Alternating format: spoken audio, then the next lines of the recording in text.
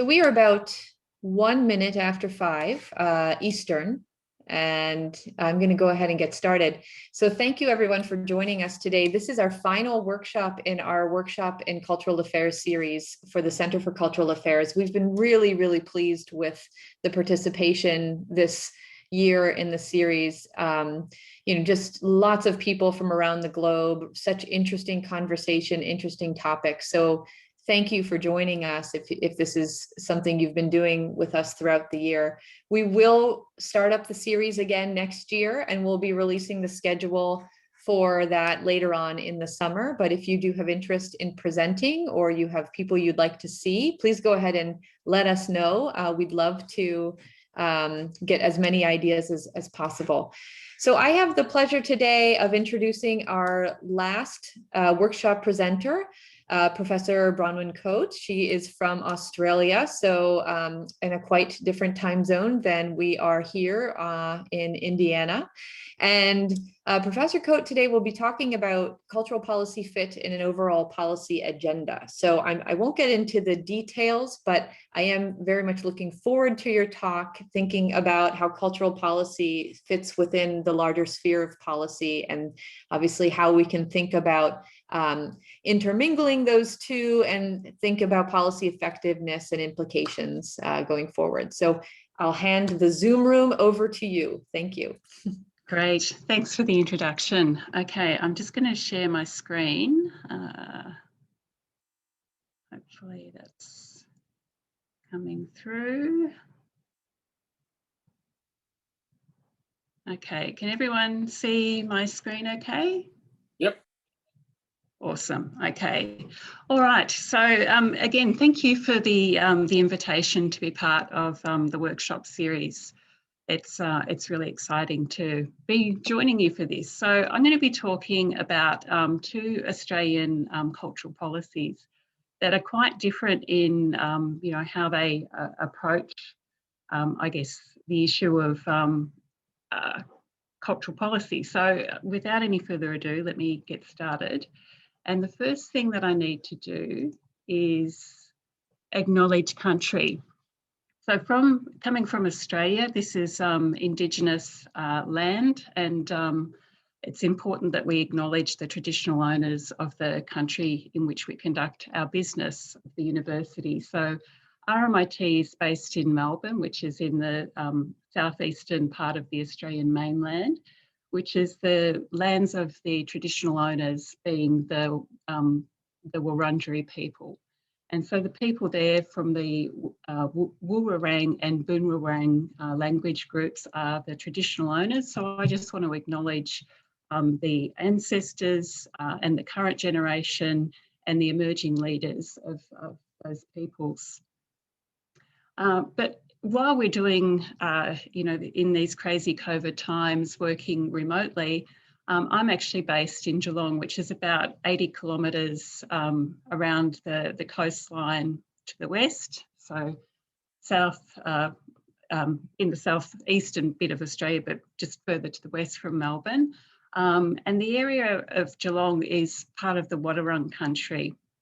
So the top row of pictures I just have for interest here are ones that I've taken that are just down the end of my street. There's a beautiful river that I walk along. I will be walking along soon to take my son to school. So it's lovely country that I am really grateful for, and just acknowledge that the traditional custodians have done such a great job in looking after it, and it's important for us to continue to look after the land. Down the bottom, we have the wedge-tailed eagle, which is the totem spirit animal for the peoples. That's referred to as Bunjil. And there's just some images here of the beautiful coastline, and another picture here showing that Indigenous culture is not something that is an ancient culture. It's an ongoing living culture, which is very vibrant. And, that's something that we really appreciate and celebrate as something that's important and reflected very much in cultural policy, with implications for broader social policy as well, which I'll be discussing shortly. Okay, so just in terms of a quick overview of the presentation. So as I said earlier, I'll be comparing two Australian cultural policies that are quite different in the perspective and approach that they take. So the first one of these is looking at the Venice Biennale program, the professional development program that is supported by the Australian Council for the Arts as our peak arts advocacy funding policy agency that is funded by the federal government. So it's looking at the Venice Biennale program that supports Australian artists, curators and art professionals in appearing at Venice. And then secondly, I'll be looking at Indigenous Creative Enterprise Development Program. And this is really linked to a number of different policies, including Indigenous procurement, Indigenous business, a raft of policies that are all contributing to the development of Indigenous creative enterprise. So then looking at these two examples of policy, which I've been involved, the first one, the Venice Biennale project, was something that we, myself along with a group of other researchers, were commissioned to investigate for the Australia Council to evaluate the program effectiveness. So I'm quite familiar with that program. And then the second one, I have a PhD student who's commenced her candidature recently, and she's interested in looking at Indigenous creative enterprise and how that contributes to improving Indigenous wellbeing and advancement towards closing the gap in Indigenous disadvantage. So there are two areas. The first one being one that I'm more thoroughly researched, and the second one that is very much sort of under development. But the thing that became interesting in just sort of, pondering is how they approach cultural policy from quite a different perspective, and then thinking about that, what that then means or entails for the broader framing of cultural policy. Okay, so just to begin, I'll start by just outlining the two cultural policy programs that I'm investigating here.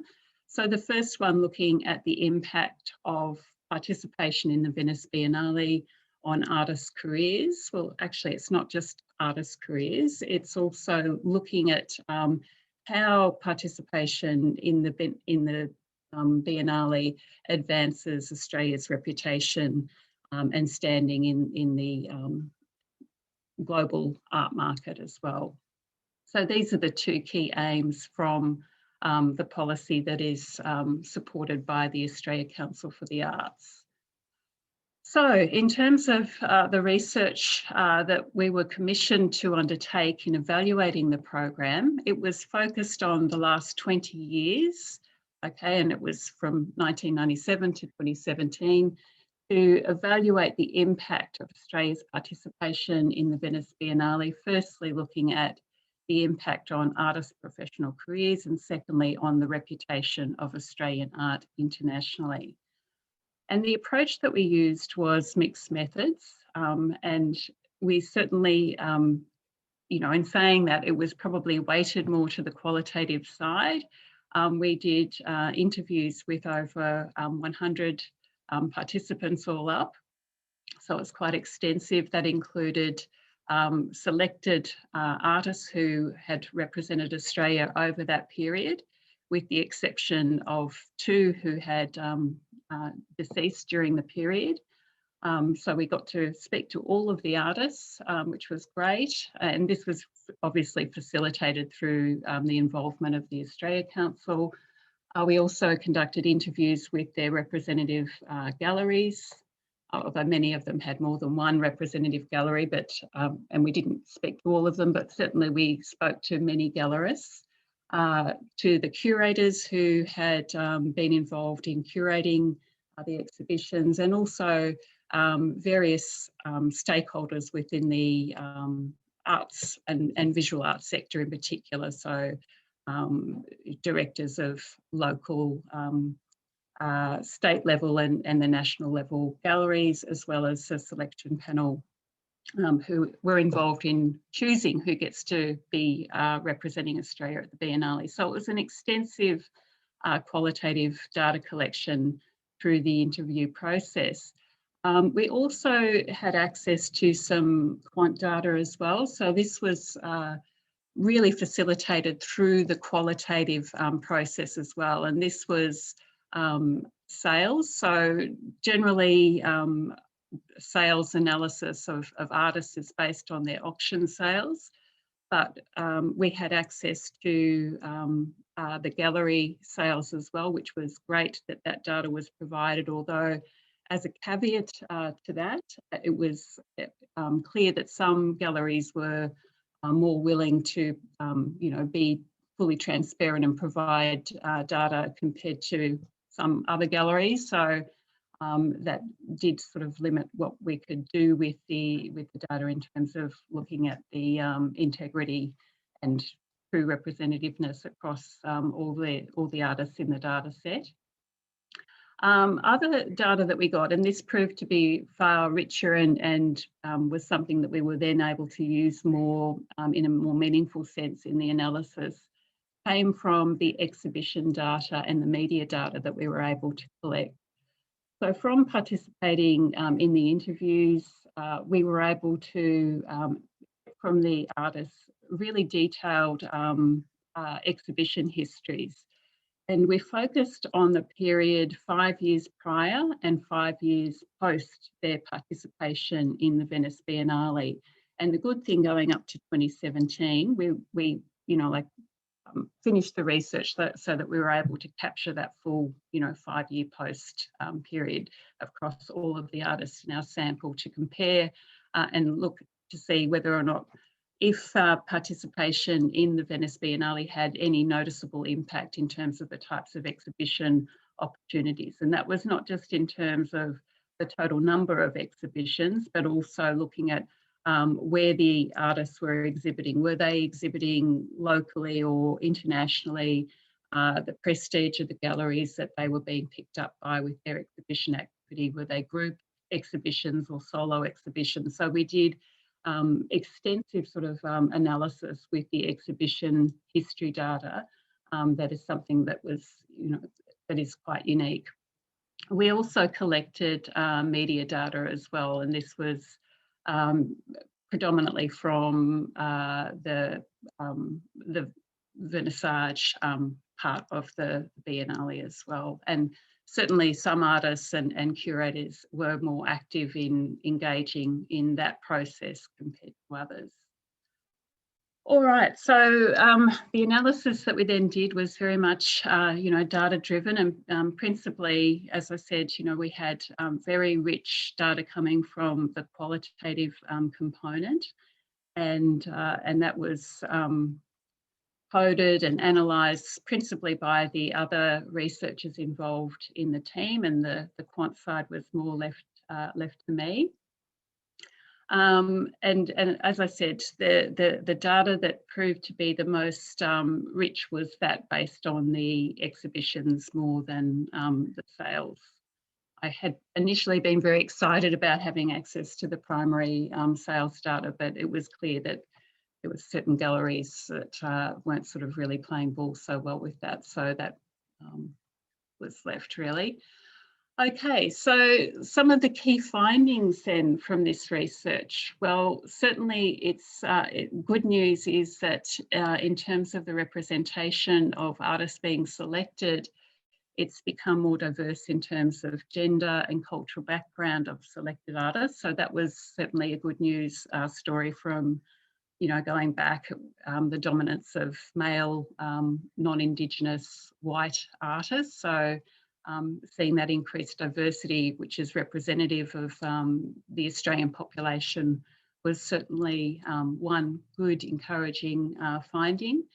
But on the not so good side, there was certainly a trend towards more established artists compared to early career and mid-career artists. And there was a trend towards solo exhibitions as opposed to group shows as well.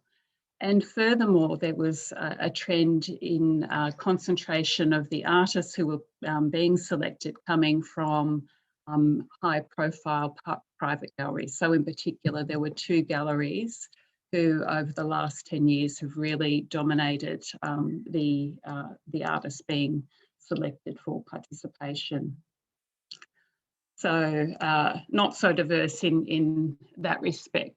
Okay, so then in terms of the benefits deriving from participation in the Biennale for commissioned artists, well, certainly there's increased exposure as would be expected.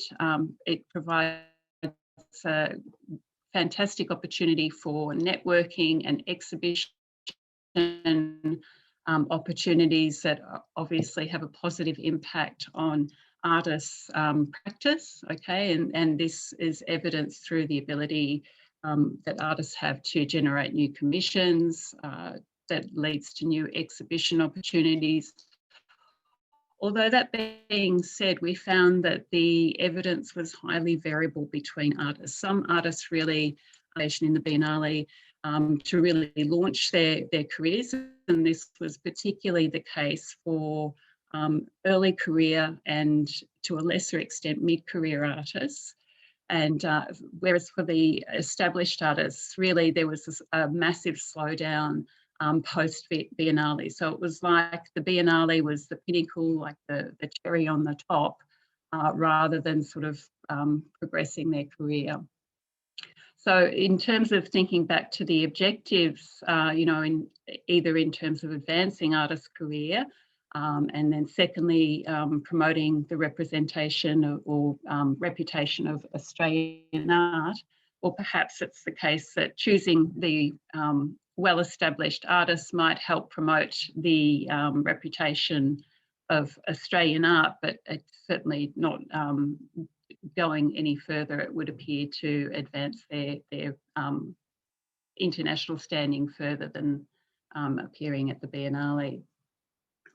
Okay, so then from the research that we conducted, an important part that we were asked to do was come up with recommendations. So there were a number of recommendations, but I guess, you know, just 3 that I'll mention quickly here now, was that it was pretty clear from us that that there wasn't enough sort of publicity around participation in the Biennale being sort of promoted at home. Okay, so we thought it would be a good idea to facilitate greater involvement from Australia's major public galleries at the state and national level in terms of promoting the selected artists. So that could be in terms of, you know, having touring sort of shows of works that have been featured at the Biennale, for instance, to grow that awareness. And also another aspect, and this is something that has actually changed as a result of the recommendations made, is that previously there was just an announcement of who their selected artist was rather than releasing a short list. So that has been something that has changed as well. So it's nice to see that recommendation being picked up. And also it was very clear that different artists and their representative galleries approached the opportunity differently in terms of you know, what they were sort of willing to do in order to you know, be sort of active in promoting Australia's presence at the Biennale through their involvement in things like the vernissage. So I think another recommendation that we had was making more specific the various accountabilities and expectations involved.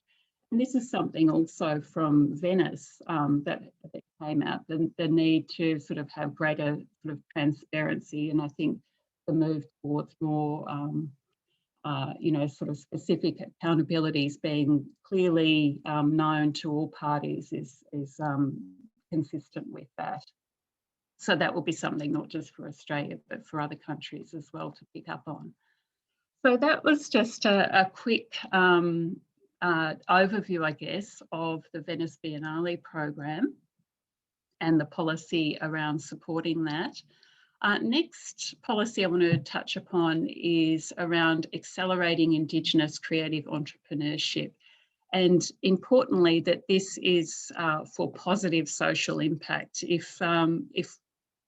As I sort of share details of this, you'll get the sense that the policy or policies around Indigenous advancement really importantly engage with both Indigenous communities and stakeholders as well as the government. Okay, so it's a coalition sort of approach that is taken, and very much from the Indigenous communities' perspective is an interest that that policy that is supposedly in their interest should be very much around generating broader social benefits as well. Okay, so the Australian government assists the growth of Indigenous creative industries through a number of measures. So there's all the sort of ones that you would expect, such as funding and programs that target various Indigenous arts and crafts and new creative industries that are supported through things such as the National Arts and Crafts Industry Support Program, and also through the Australia Council and the funding opportunities that they have, particularly those that are targeted towards Indigenous and First Nations culture. But also there is a range of programs that aren't specifically couched in terms of a cultural policy. And these are in particular programs that stem from Indigenous Business Australia. Okay, so this is a government agency that has been established to really grow the number or the small to medium business enterprise within Indigenous Australia, and it particularly includes creative industries, which is perhaps not such a surprise.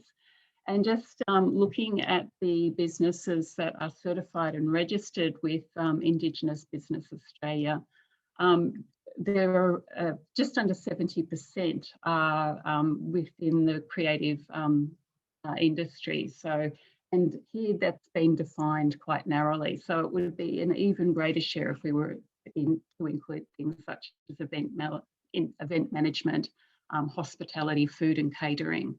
Okay, so it's a really important aspect of the Indigenous business program is creative enterprise. So the primary purpose of the Indigenous Business Australia is to stimulate Indigenous entrepreneurship, business and economic development through providing Indigenous Australians with more opportunities to participate in the economy. Okay, so this is a really important objective. And why it's so important is that it's designed to address part of a bigger problem. And that bigger problem is represented in the issue of closing the gap. So Closing the Gap is a national agreement partnership developed between all levels of Australian government, so that's federal and state levels, as well as a coalition of the peak Aboriginal and Torres Strait Islander organisations. Okay, so that's referred to as the Council of the Peaks. And it covers a range of targets that are really designed to help overcome Indigenous disadvantage, which has been, systemic since colonisation, and sadly continues to be so. Okay, so some of the targets that are include things such as increasing Indigenous life expectancy, which is currently for males, male Indigenous life expectancy is currently tracking around 8 years less than non-Indigenous males. And it's not as, the difference isn't as great with females, but it's still significant. So there's big notable differences there. Similarly, in terms of employment, employment within Indigenous communities is typically much lower compared to the rest of the population. Literacy is lower. And then on the other side, looking at areas that we would like to see decreased in terms of addressing disadvantage, things such as the rate of incarceration, representation in juvenile detention, suicide rates. Okay, so all the things that are associated with deep entrenched socioeconomic disadvantage. Okay, so this is just providing a little bit more detail on some of the specific targets, which I won't go into detail now. Okay, so the progress in terms of closing the gap, okay, so these targets have been around for over a decade now. And in terms of progress, it's been mixed, okay? So some of them have recorded improvement, others not. So there's obviously still a long way to go. And I guess one that's particularly relevant when we're thinking about the one, when we're thinking about the desire to promote Indigenous creative enterprise, is in terms of its contribution to the economy and what that means for employment opportunities, because currently unemployment within Indigenous Australians is around 50%. Okay, so it's very high. So that then leads us to thinking about the importance of Indigenous entrepreneurship or indigipreneurship. Okay, so the coalition of the peak is seeking to accelerate Indigenous entrepreneurship as a way of providing leadership to generate positive social impact. And that's, you know, quoting from them in that respect. And they define the concept of the indigipreneur.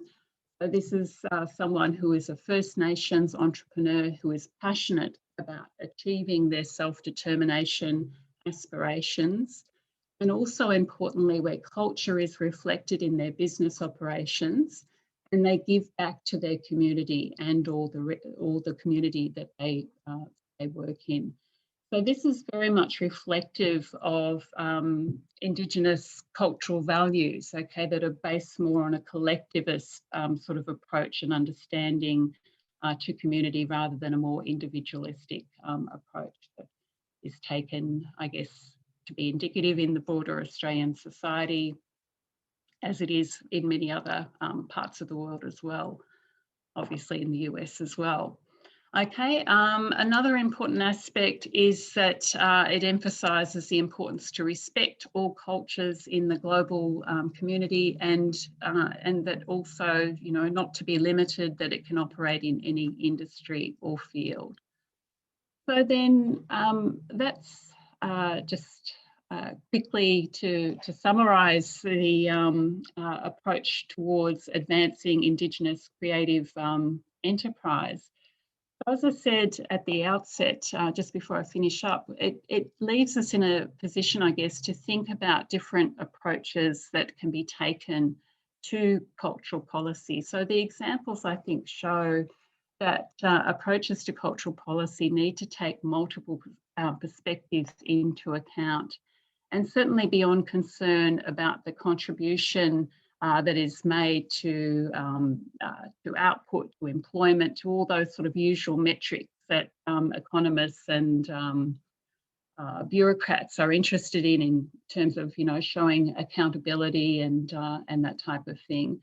But there are also other important aspects. So looking at support for the arts in general, okay, in terms of, you know, addressing that familiar argument that is often given as a way to overcome market failure. As we've also seen, it can be important as part of social policy, and that's particularly demonstrated in the case of advancing for Indigenous creative enterprise. Also, it can be potentially important as part of foreign policy. So we can think about soft power, but the I guess the important thing that we can think as stemming from that comes from the adage where culture leads, trade follows. Okay, so there's something to that to take into account as well. So where does this all lead? Well, certainly in Australia, and I don't think we're unique in this respect, in the wake of COVID, there have been calls to really use this moment in history as an opportunity to reimagine cultural policy. And our policymakers really talk about it as a time to build back better. Okay, but beyond, the rhetoric, what is that actually sort of going to look like? Sometimes I get the impression that it's, that the approach that's sort of being advocated is for one that's, that there's this overarching sort of cultural policy that's going to solve all the problems. But really, taking into account that there's a patchwork of policies that together make up cultural policy. It's important to think about how that all fits within an overall policy framework. So that's some thoughts, and that's really sort of all I had to say as part of the formal presentation. And now I'd just really like to hear your thoughts and contributions and get some discussion going. Great, thank you so much. And we didn't plan this, but I think your talk right now actually encompasses so much of what we've been talking about through this series. So I was really pleased to hear it. It was such a nice broad approach, bringing things together we've been talking about.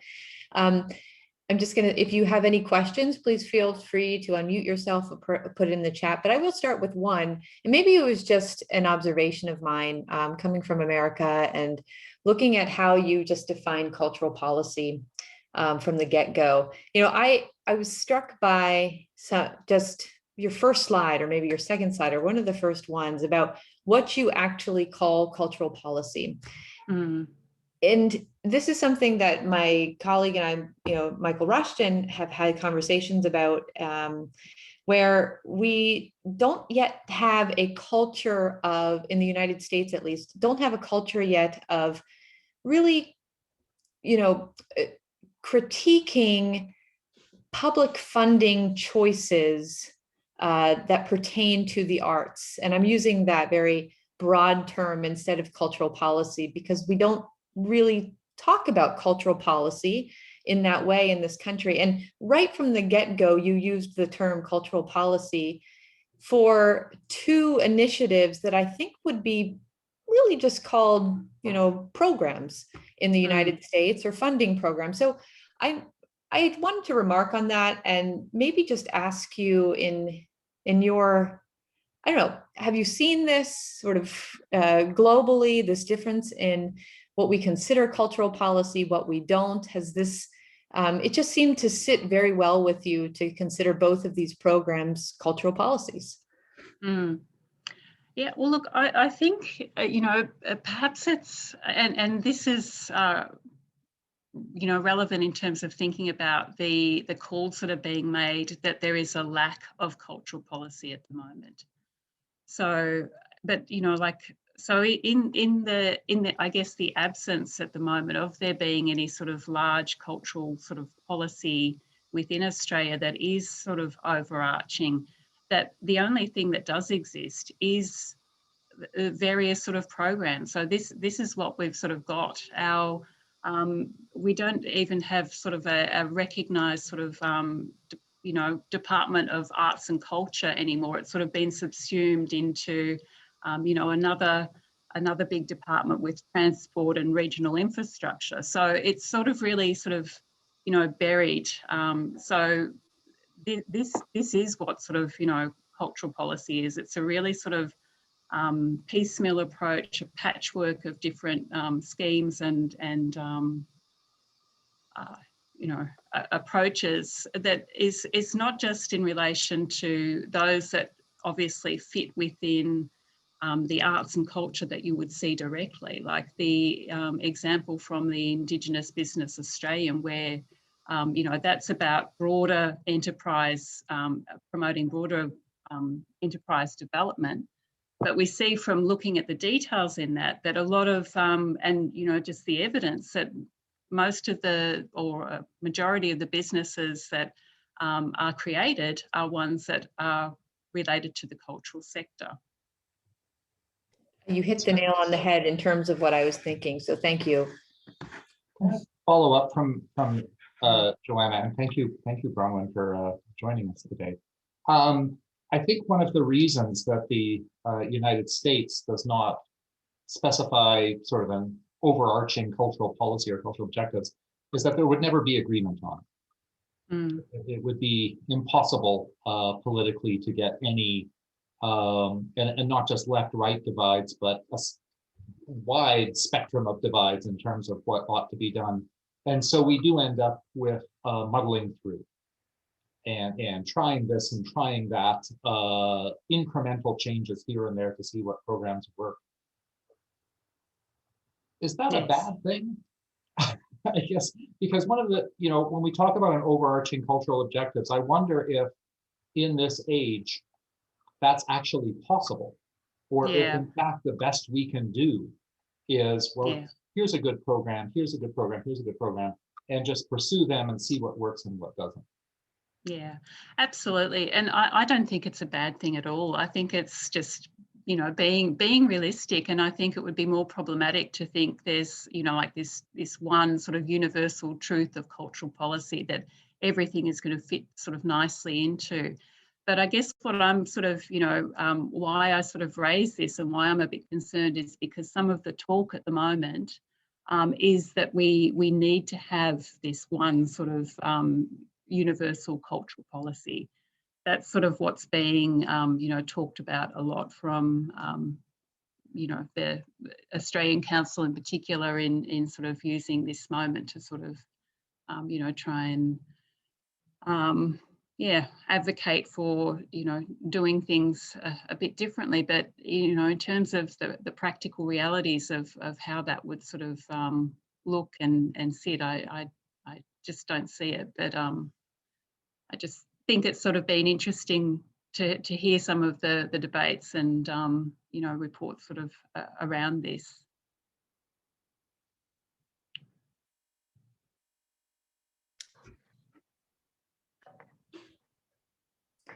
Anyone can feel free to interrupt or chat something in, but I was just going to note to also just see an honest critique and evaluation of cultural policy, I think is rather sobering because it's something that I don't think we see much of in the US. We see many reports, a lot of reports written about what we should do, but not necessarily about whether or not we're doing is the, I don't want to say right, but whether or not what we're doing is the best thing. Oh, go ahead, Christian. Thanks, Dr. Rolko. It's a really fascinating talk. Thank you very much, Dr. Coates, for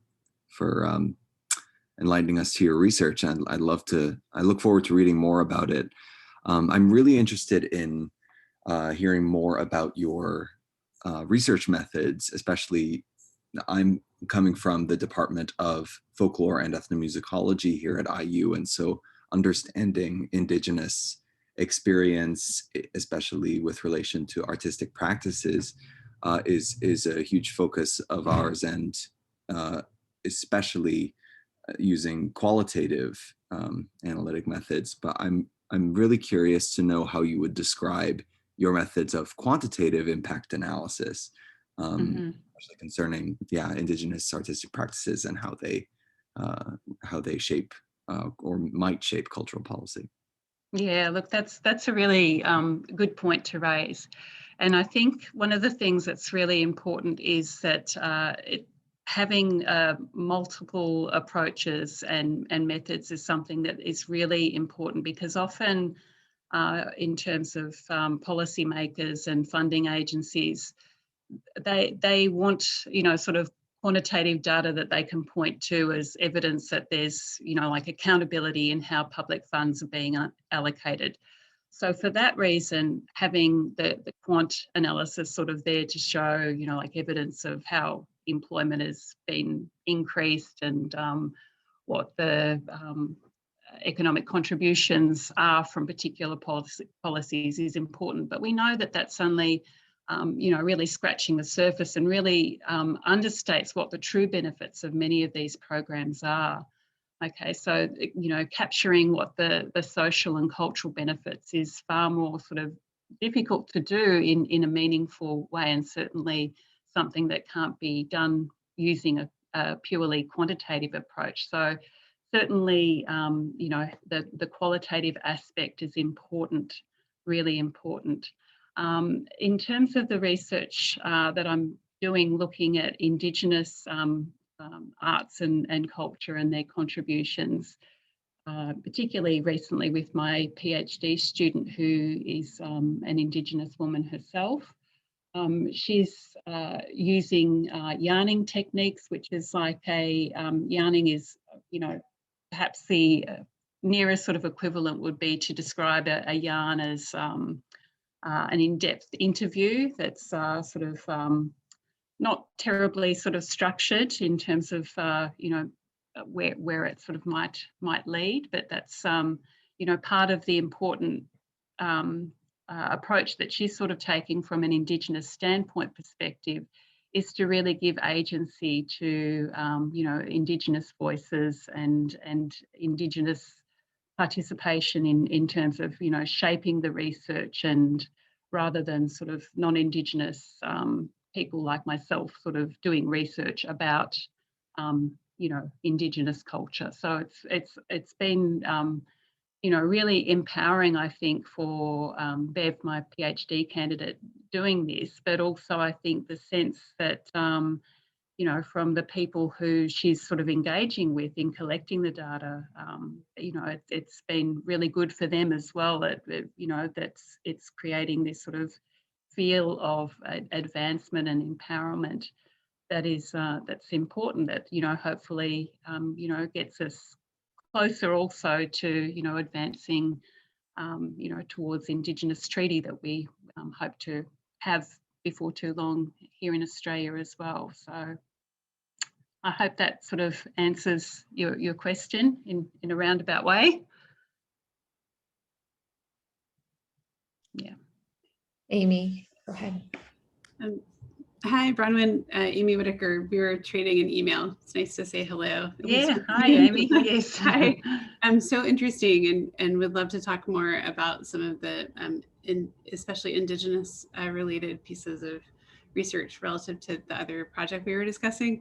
But what I wanted to ask you, just as a first question, is when you're looking at the Venice Biennale, I was wondering if there was data where you could see, or if you were looking at all at the relationship of the commercial funding of the gallery. Sort of one of the things that Olav Veltas talks about in the Venice Effect, of there secretly being more money there than appears. Because when you mentioned that there were quite well-known artists who were showing there, whether you had any data, because it sounded like you had really remarkable like price data from the galleries, and if they shared any information about how they were funding those installations in Venice.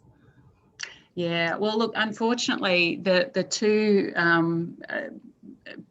biggest sort of private galleries who have been really dominating in the recent years were the ones who were least willing to sort of cooperate with us, which was really disappointing, because they've been quite, you know, happy to have the support and, you know, having their artists selected, but they were a lot sort of more reserved in terms of, you know, what they would provide us with. So I think that's, you know, you're absolutely sort of, you know, spot on. The lack of sort of transparency that goes on at that sort of level is really important, and part of, you know, the networking and gatekeeping that really means that these opportunities aren't always sort of distributed in you know, a fair way, I guess you can say. Yeah. And if you're saying there are a lot of solo exhibitions, were you able to be in touch with the artists directly? Would they have any of that information about the budget, or not, kind of out of the scope of the structure of the interview? Look, that's a good question, and yeah, look, I wasn't sort of involved in, I sat in on a few of the interviews, but that was sort of more the remit of the other members of the team that were you know, more specialists in qualitative methods. I don't think that we did sort of get that sort of data from the interviews.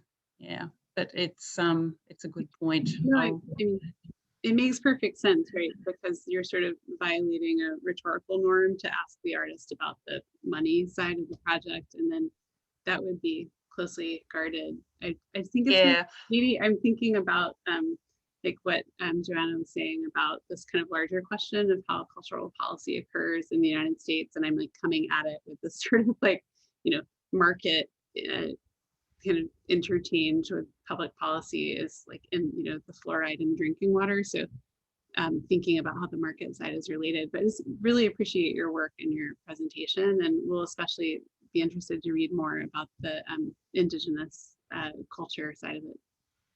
That's great. Thanks, Amy. Appreciate the feedback.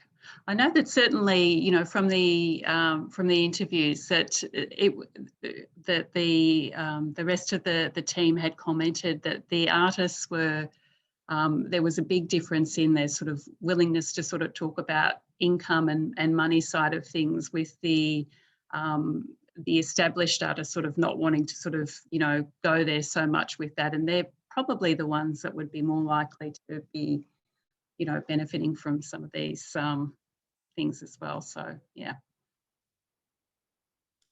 There's a question in the chat from Jeremy. So how strong was the trend toward established artists and artists featured in high profile galleries? And did those two variables align strongly? Does this also correlate with the participation in collecting sales data?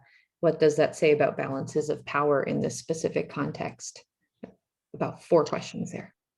Yeah, well, look, I think, yeah, my brain's starting to feel a little bit taxed at this point, but look, definitely there was a correlation, and part of, you know, like we had the brief for this this project that was just looking at the past 20 years, but then, you know, like we sort of went back and had a look at, you know, like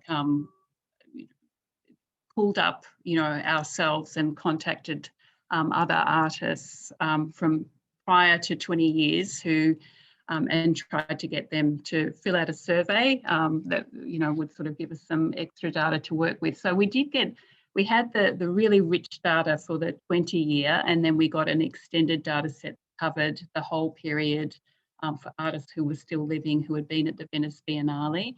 And we also collected data for 6 other countries as well. So Australia, France, Germany, South Korea, one other I've forgotten. Anyway, so and sort of, you know, we're interested to see, particularly with exhibition data, you know, the evidence of any sort of biennale impact, just because, you know, like it had been such a sort of strong finding from our 20-year period, but it's obviously a pretty small sample that we're working with. So it was just interesting to see, does that sort of, you know, like if we expand this and sort of have a bigger data set and across countries, is there any sort of, you know, similar finding, even though the bigger data set wasn't quite as rich in terms of the analysis that we were able to do, you know, in identifying the quality of exhibitions. But certainly there was, you know, comparing pre and post, there was a lift, and it was consistent with being that early and mid-career artists have the biggest lift, especially the early career artists. That, you know, they really are far more likely to use that as an opportunity to sort of really, you know, launch their career and get busy afterwards, okay, rather than sort of, you know, sit back. So I think, you know, in terms of that relationship with the exhibition opportunities, the evidence seemed to really support that. In terms of the sales, it's sort of, I guess that the fact that we couldn't get the data consistently, and particularly for the artists who had been represented at the premier sort of private galleries, who also, would more likely to be established artists as well. So I'm not sure whether or not, it's probably more to do with the fact that the established artists were belonging to these galleries rather than a trend with established artists per se, in not being able to have access to the sales data. So I hope I've sort of addressed the questions. Was there anything that I need to follow up on more there? Sorry, I can't remember everything. Who sponsors who does the biennale funding? Like, what is is that actually through the Australia Council? Yes, it is. Yeah. And, it's a significant part of the budget for supporting the visual arts as well. So it's quite contentious within the visual arts community that so much sort of funding goes towards that one program. The artists who get selected, get, quite significant sort of commissions that, really set them up so that they, should really be able to use it as a good opportunity to, do amazing work and, fund future sort of ventures and that type of thing. So here in the United States, we have a very equitable policy towards funding individual artists. Nobody gets anything. yeah. Mark, I think you've had your hand up. Cool. Thanks very much. Sorry, this is going to be the question that I'm sure you get asked every time, and it must be very tiresome, but I'm just wondering about what the counterfactual is here, because I'm sort of thinking, imagine you've got a sort of an early career artist. They're really exciting. They're well connected with like a range of different galleries. People are getting behind them. They're excited about their success. And, there's this question of, so is Venice the treatment, or is Venice like one of the steps that was going to be happening anyway? Is this just, is this one of the symptoms of what happens when somebody's going from being an early career exciting artist to being a rich person? And like, I mean, I know that it's sort of difficult to disaggregate. Ideally you'd have a data set of people who just missed out on the selection and find out what happened to them. But is this something that I'm sure economists must ask you this all the time.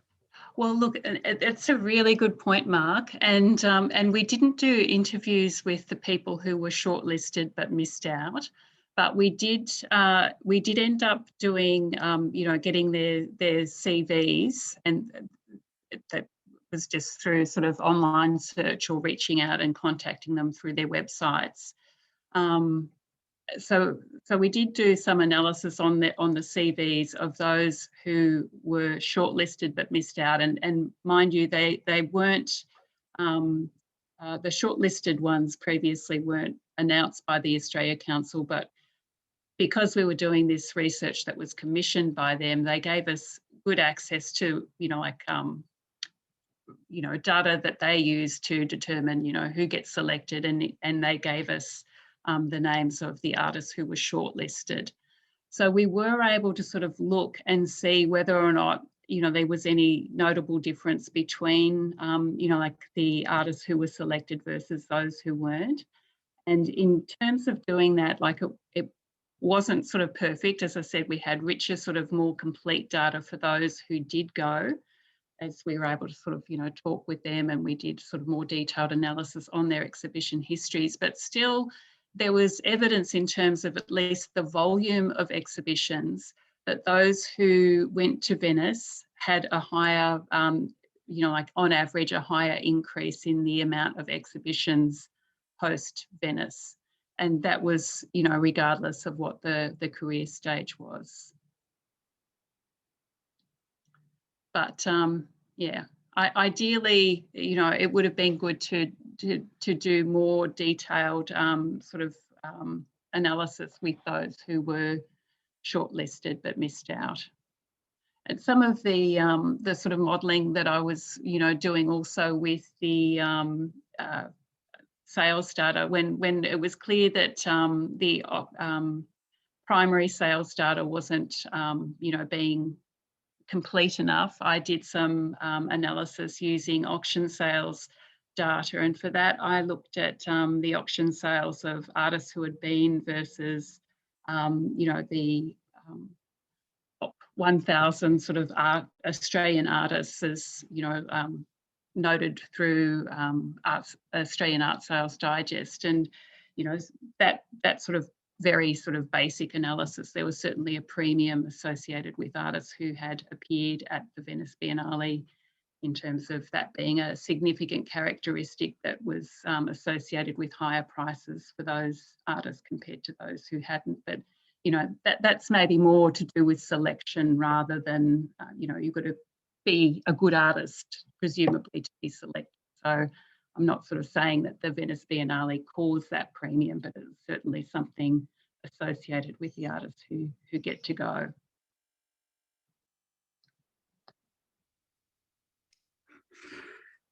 There's a great paper that we just put up on our digest. I'll actually put it in the chat, but wrong thing, but it looks at how to establish reputational rank in creative careers, which I think is quite pertinent to that comment, which is, there you go, is looking really, so in terms of, who goes to the Venice Biennale, it's possibly people who are in more sort of homogenous parts of their career, but you can rate those artists relative to one another as opposed to anyone else. So that might be part of that that discussion as well.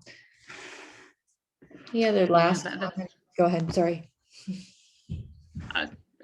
Thanks for sharing that. I'll be very interested to have a look at that paper. Thank you.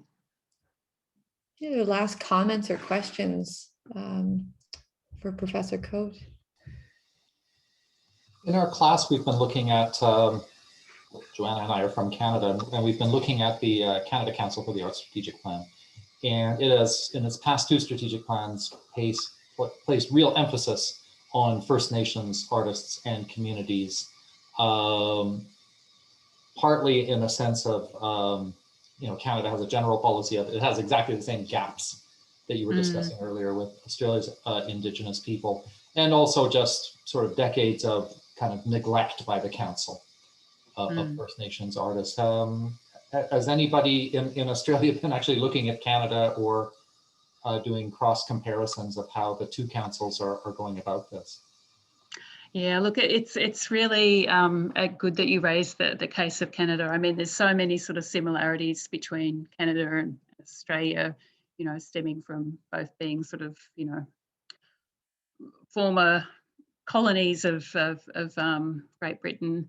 But, certainly in terms of looking at Indigenous arts, yes, I think that there is, there is a recognition, particularly, maybe not so much from the Australian government side, but in terms of the peak Indigenous organisations here, I know that they have, they are in very sort of, close dialogue with, their counterparts in Canada as well.